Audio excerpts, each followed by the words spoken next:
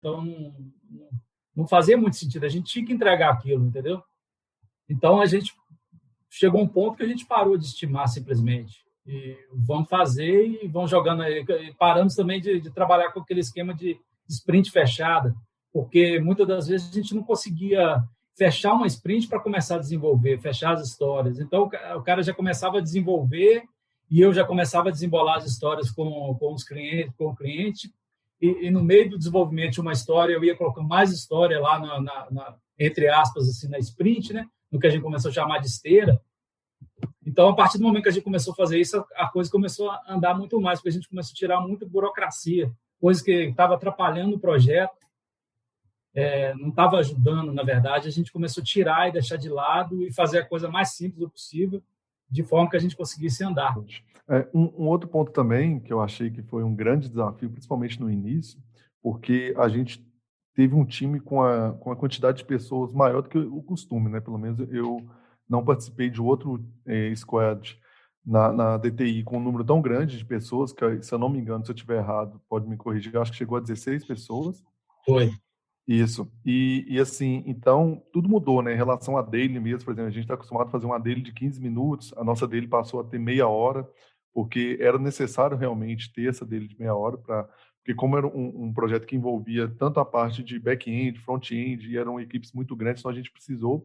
Só que o interessante é que no início, um desafio que a gente teve era em relação à comunicação mesmo, em relação aos dois times mesmo, de front-end e back-end. A gente estava vendo que chegava momentos que a gente estava batendo cabeça, que a comunicação não estava legal. E foi legal que a gente, como o Henrique falou, a gente foi aprendendo mesmo ao longo das sprints ali, ao longo do tempo, a gente foi aprendendo com os erros.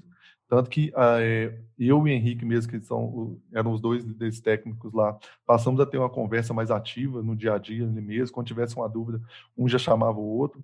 E nisso a gente melhorou bastante, tanto que um desafio também que a gente teve em relação ao front-end, porque o front-end tinha histórias menores, né, quantidade de histórias menores do que o back-end. O Henrique pode até falar lá um pouco como é que foi feita essa divisão no back-end. E então a gente precisou trabalhar com um serviço de mocks.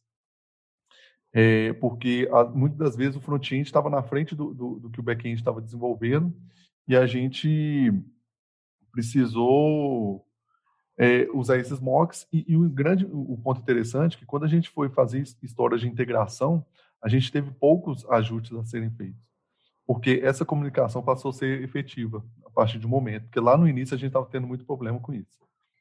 Bom, vocês falaram bastante coisas interessantes aí sobre pessoas novas, né, times novos, tanto de cliente quanto até da empresa, né, da DTI.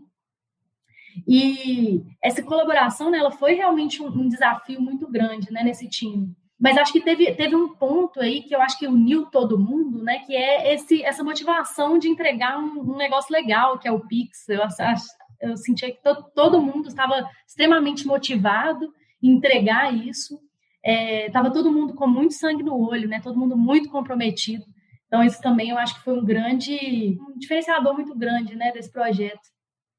Então, e aí quando a gente foi lá e atuou um pouquinho mais na integração dos times, né, aí a coisa ficou muito boa, né? Já estava boa. E aí quando os times começaram a conversar mais, começaram a se reunir mais, né? Aí pronto, a coisa realmente ficou muito, muito boa. E uma outra coisa que eu achei interessante que você falou, Emerson, sobre o Lean Kanban, né? Que esse time aplicou o Lean Kanban mesmo tendo uma data regulatória forte. Isso é um risco bem grande, né? Se o time não está muito maduro e não está muito atento às datas, né? Então, assim, é importante para quem está ouvindo também, que assim, nossa, temos datas regulatórias, vamos aplicar o Lean Kanban, que é o melhor. Não, calma, vamos dar uma olhada, dar uma analisada, porque nesse caso aqui deu muito certo, porque a gente também estava acompanhando muito de perto e o tempo inteiro negociando entregas, né? Claro que a gente tinha uma data regulatória, mas a gente conseguia negociar algumas features que não eram regulatórias para entrar. Então, a gente conseguiu fazer uma priorização muito boa, um acompanhamento muito de perto para falar assim, beleza, estamos dentro do prazo, ou, nossa, gente, vamos acender a luz vermelha, né? Vamos trabalhar no final de semana, vamos trabalhar no feriado, que inclusive aconteceu algumas vezes, né? tipo, para a gente realmente conseguir... Só flores, né, Fernando? Nem tudo são flores.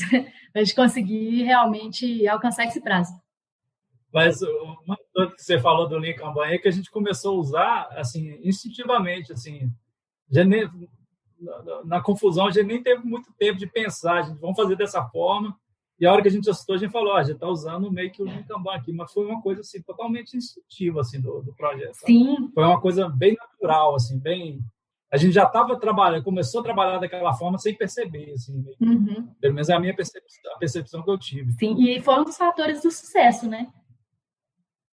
Exatamente, porque se a gente tivesse ficando preso naquele modezinho ali de sprints fechadas de 2 semanas, você coloca história só no começo, faz planning, que todo, a gente estava fazendo aquilo até hoje, porque as coisas estavam muito mais dinâmicas, assim, não estava dando para fazer daquela forma. Exatamente, né? Os requisitos, eles estavam sendo colocados enquanto o carro estava andando, né? Assim, estava trocando a roda enquanto o carro estava andando, né?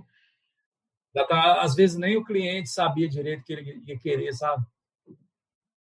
Isso. E um outro ponto que eu acho que foi crucial também para o nosso sucesso nessa mudança foi em relação também a gente ter pontos focais no cliente, pessoas tanto de caráter técnico, que estavam no dia a dia ali com a gente, que estava resolvendo impedimentos que às vezes a gente tinha em relação a alguns pontos mesmo de arquiteturas do cliente, e também pessoas também que estavam envolvidas também nessa parte do negócio, que fazia a ponte nossa do time técnico com o negócio. Então, ali no início foi muito bom em relação a isso, porque a gente conseguiu realmente dar muita vazão, tanto nas nossas releases ali mesmo, como a Fernandinha falou, que a gente conseguiu fazer essa priorização, que foi muito importante para a gente conseguir entregar na data. Isso é verdade, Daniel. Essa participação aí inicialmente ali do lado do Tribanco, com a Fabiana, o Renato, que não estão aqui com a gente, mas que eram pessoas aí do cliente que estavam muito próximas da gente ali, que também estavam com esse sangue no olho que a gente falou aí, com essa data na cabeça e querendo fazer as coisas acontecerem. Essa proximidade ali do cliente foi, acho que, muito importante. E acho que, em resumo, assim, esse projeto veio para provar que não tem o certo a se fazer, né? Eu mesmo, inicialmente, a gente estava pensando em tocar mais como Scrum, fazendo as estimativas, fazendo todos os ritos, e a gente foi vendo que não ia ser o ideal, e fomos se adaptando. Então, não tem o certo, cada caso ali, a gente tem que ver o que se encaixa melhor. Eu diria que no instinto e na necessidade a gente foi realmente ágil nesse projeto, sabe? A gente não teve desperdício, não teve... Assim, a gente não fez nada no projeto que não precisava de ser feito, sabe? Simplesmente por um ato burocrático. Assim, a gente foi na risca. E é uma coisa que eu acho que vai servir de lição e vai servir para a vida de todo mundo que participou do projeto. Todo mundo que participou desse projeto vai ser um profissional diferente da agora para frente, por conta das coisas que a gente passou. Com certeza. Com certeza. E assim, né, só para a gente firmar aqui, né, a gente lá fizemos ritos, os ritos, assim, continuaram porque eles são realmente importantes também, né, assim, só para consolidar, né, igual como o Henrique falou no início, a gente não deixou de fazer retro, não deixamos de fazer cheque de execução, não deixamos de fazer cheque arquitetural, porque essas coisas foram importantes para o sucesso também, né, e como o Emerson falou, não houve nenhum desperdício, não, ou pelo menos assim, né? Não que não houve, talvez tenha havido, mas assim, a gente conseguiu minimizar bastante, né, os desperdícios. Nada absurdo, né? Mesmo fazendo, nada absurdo, mesmo fazendo todos esses ritos assim, mas tentando dar mais agilidade às coisas, né? Então foi muito legal. Então, na verdade, esses ritos ajudaram a gente a colocar as coisas nos eixos, né? Exatamente. Por exemplo, é uma coisa muito importante, assim. Com ela, a gente chegou a algumas conclusões de coisas que a gente tinha que fazer no projeto para melhorar. Alguns puxões de orelha, de alguma forma que a gente não estava trabalhando legal. E, assim, foi uma coisa que ajudou bastante. E só um ponto também interessante nos ritos, que às vezes o pessoal que está ouvindo também está até pensando assim, mas como que é feito um cheque de execução com 16 pessoas, né? Um arredo com 16 pessoas? O interessante é que a gente, nossa intenção não foi dividir também, até mesmo nesses ritos. Por exemplo, vai fazer o rito lá, a equipe de front-end e a equipe de back-end. Não, tipo assim, a gente fez os ritos juntos, por exemplo, cheque de execução, era todo mundo respondendo, mas o interessante é que no momento ali de falar, né, tal ponto que eu, por exemplo, às vezes eu estou achando a dele não tá legal. Então, até mesmo alguns pontos específicos mesmo do time, por exemplo, a checklist de história. Muitas vezes pode ser que um time estava fazendo, mas o outro não. Mas aí a gente ponderava lá, falava que, tipo assim, se um time não está fazendo, nossa nota vai ser ruim. Então, até mesmo assim, para aquele time tomar um peso ali, falar assim, não, a nota está ruim por nossa causa, o outro time está fazendo. Então, assim, isso aí foi legal, porque instigava mesmo o pessoal a correr atrás, buscar ali mesmo, tá melhorando o projeto durante a próxima sprint, né? Para chegar até mesmo no outro, não só para isso, chegar no outro cheque de execução e falar assim, agora estamos ok, mas até mesmo colher mesmo ali os frutos ali daquela mudança, né? Exatamente. Sim. Mesmo porque não fazia sentido de dividir, né? O produto é um só, né? A gente não tem um Pix back-end e um Pix front-end que o usuário vai usar. O usuário vai usar um Pix só. Então, a gente tinha que ser uma equipe só para a coisa fluir bem. Uma outra coisa também que eu acho que ajudou a gente bastante foi o DevOps, o Azure DevOps. Foi uma ferramenta que eu acho que facilitou muito a nossa comunicação. Talvez se a gente não tivesse usado ela, a gente ia bater muita cabeça. E o pessoal aprendeu a usar muito rápido, foi uma coisa que ajudou demais, no meu ponto de vista. Sim. Até para acompanhar o andamento do projeto, porque a Fernandinha plugou ele lá com o Power BI, ficou uma coisa bacana.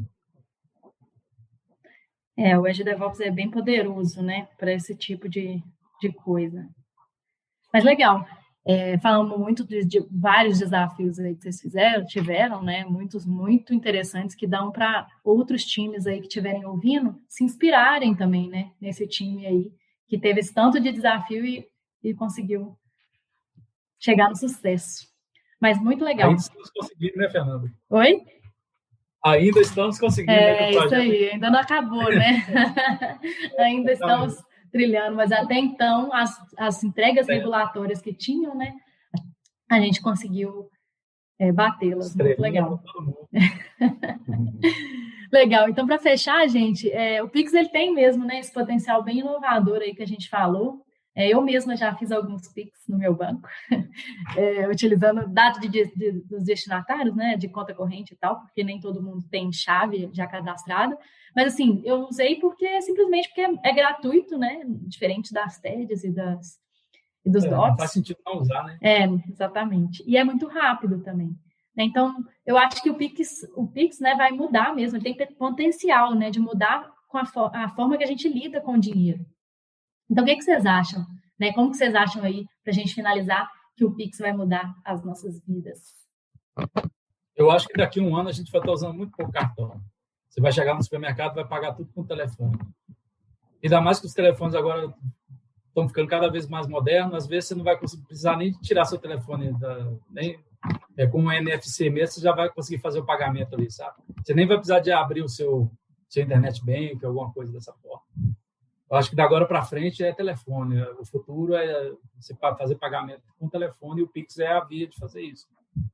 Ressaltando também que esse Pix foi só a primeira fase, né? Agora vai vir outras coisas no Pix, né? Vai vir, por exemplo, a parte de crédito, né? Essa parte mesmo que eu falei de as coisas serem mais automáticas, mais assim, você não precisar de chegar no supermercado, vou pagar alguma coisa com o Pix, eu vou abrir meu internet bem. As outras fases vão ter alguma parte mais automatizada para você fazer esse tipo de coisa, sabe? Isso. Então vai ser só o começo agora. Bom, e assim, na minha opinião, eu acho que o Pix veio para facilitar muito, né? Até mesmo a inserção de pessoas que não estão acostumadas a mexer mesmo com celular mesmo, assim, tecnologia mesmo para fazer pagamento, porque, por exemplo, se você vai fazer hoje uma TED ou um DOC, é muito mais complicado, porque você precisa saber qual que é o nome da pessoa completa, o CPF, qual que é a conta, a agência, se é conta poupança, se é conta corrente, e o Pix veio realmente assim para simplificar muito, porque você só precisa ter uma chave da pessoa, seja o telefone dela, você já consegue fazer essa transferência.